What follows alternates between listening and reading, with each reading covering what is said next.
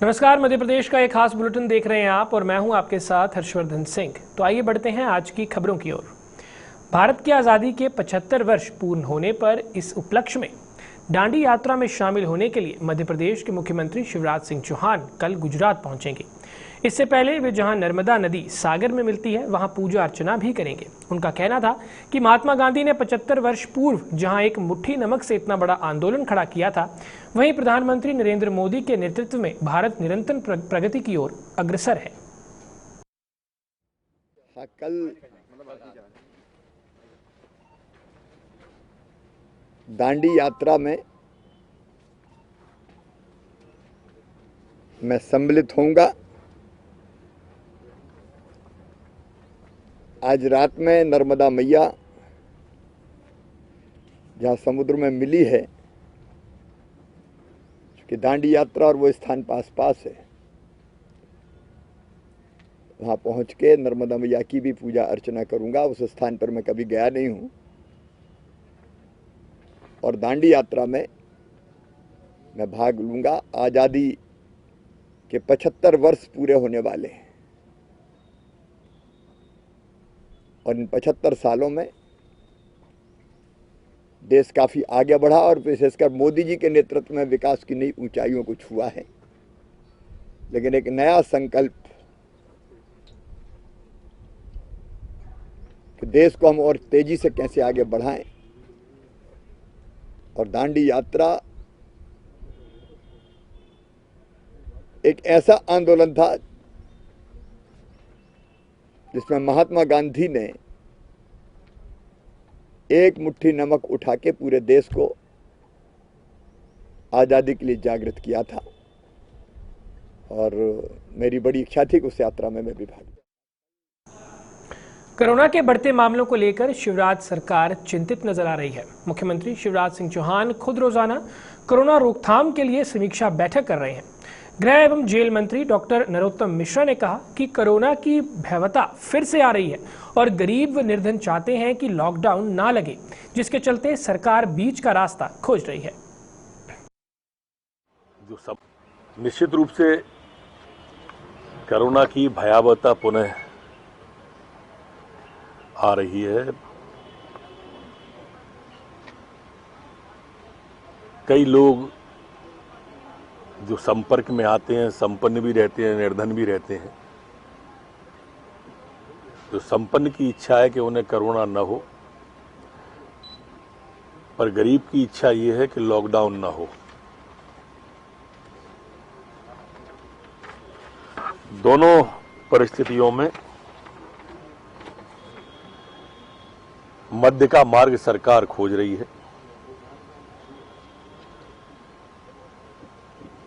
क्योंकि जिस तरह से कोरोना दिख रहा है और लॉकडाउन की भी हमने स्थितियां देखी हैं,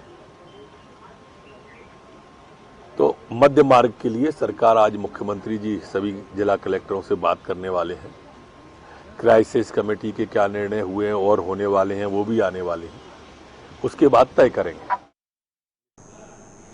पूर्व मंत्री और कांग्रेस विधायक पीसी शर्मा ने दमोह बाई इलेक्शन में बाहर के नेताओं के चुनाव प्रचार करने पर रोक लगाए जाने की मांग की है।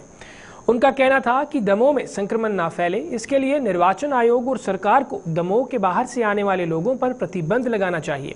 साथ ही उनका कहना था कि भाजपा व कांग्रेस दोनों दल स्थानीय स्तर पर ही चुनाव लड़ें, जिससे दमोह में कोरोना संक्रमण का खतरा कम हो सके। मुख्यमंत्री जी कह रहे हैं कि निश्चित तौर पर इस समय कोरोना की महामारी मार्च, अप्रैल, मई 2020 से ज़्यादा है। ज़्यादा लोग संक्रमित हो रहे हैं। भोपाल की स्थिति 498, 600 से ऊपर हो रहा है। पूरे मध्य प्रदेश में फैला हुआ है।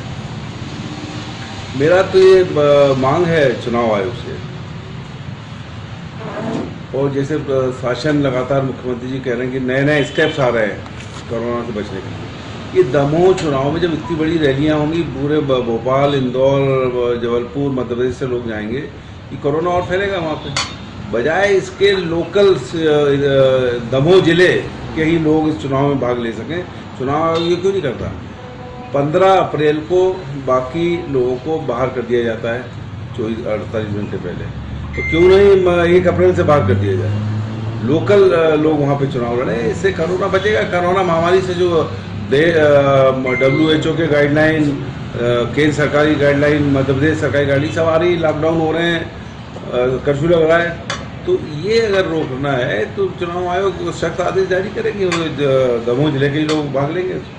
तो आप एक पत्र भी लिखेंगे? निश्चित तौर पर मैं चुनाव आयोग से मांग कर रहा हूँ, लिखूंगा। मध्य प्रदेश शासन द्वारा राज्य स्तरीय ऊर्जा महिला हेल्प डेस्क के शुभारंभ दिवस से एक दिन पूर्व सीहोर पुलिस अधीक्षक SS चौहान, अतिरिक्त पुलिस अधीक्षक समीर यादव द्वारा प्रेस वार्ता का आयोजन किया गया, जहां ऊर्जा महिला हेल्प डेस्क के संबंध में उपस्थित पत्रकारों को अनुविभागीय अधिकारी द्वारा जानकारी दी गई। उन्होंने बताया कि राज्य शासन के निर्देश अनुसार महिलाओं की शिकायतों को सुनने एवं तत्काल कार्रवाई करने हेतु प्रदेश के थानों में घटित अपराध वर्गीकरण के आधार पर 700 ऊर्जा महिला हेल्प डेस्क स्थापित करने का निर्णय लिया गया है, जिसमें सीहोर जिले के 17 थानों में से 13 पुलिस थानों में 31 मार्च को स्थापित कर प्रारंभ किया गया है। वहीं आष्टा तहसील के 2 थानों को भी महिला हेल्प डेस्क के लिए शामिल किया गया है।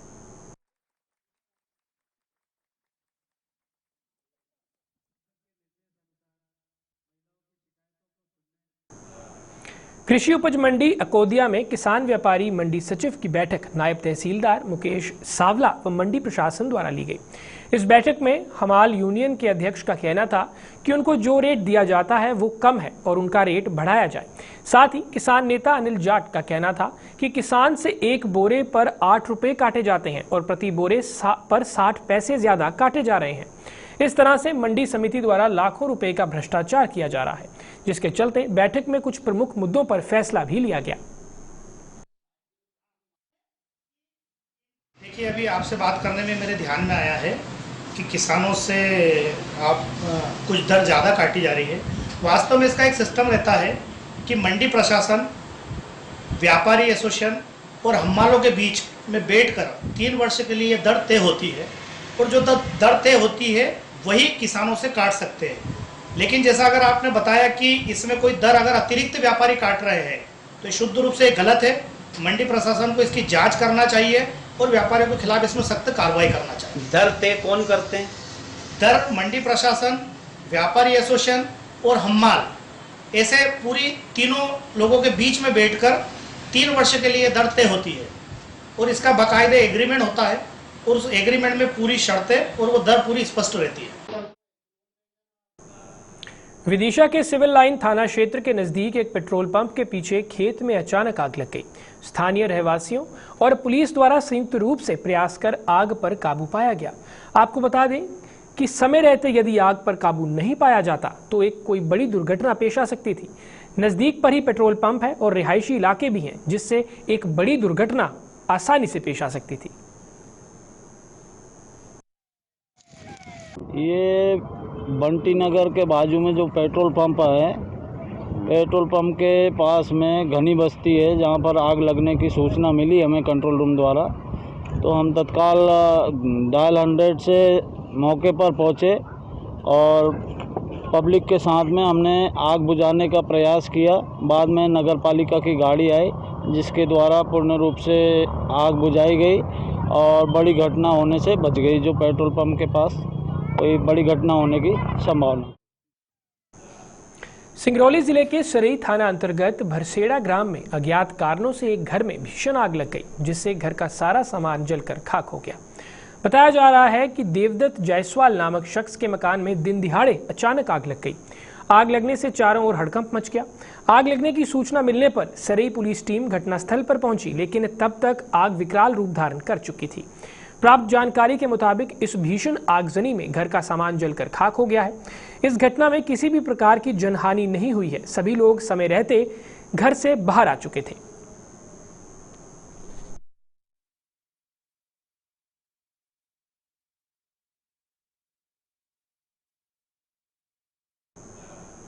सागर में अखिल भारतीय कायस्थ महासभा द्वारा कोरोना की गाइडलाइंस का पालन करते हुए कलमद्वात और भगवान चित्रगुप्त की पूजा अर्चना कर अपने अपने घरों में ही की गई। शाम के समय परकोटा स्थित श्री चित्रगुप्त मंदिर में भगवान चित्रगुप्त की कथा का वाचन किया गया, जहां सोशल डिस्टेंसिंग का पूरा ख्याल भी रखा गया।